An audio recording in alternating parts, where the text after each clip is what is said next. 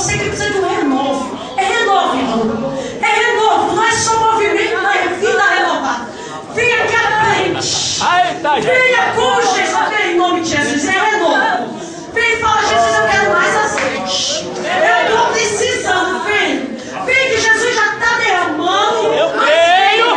Você que diz assim, André, eu preciso de azeite. Mas é lá na vida do meu marido, do meu filho, da minha filha, do meu trabalho. Venha que Jesus vai derramar azeite. Eu creio. E vai sarar. Aleluia. Vai sarar. Vem crendo. Vem acreditando. Vem glorificando. Porque Jesus hoje.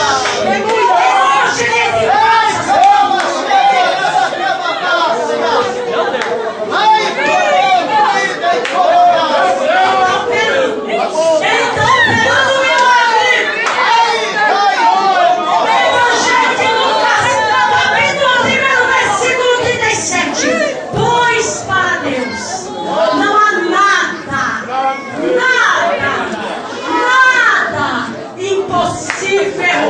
os obreiros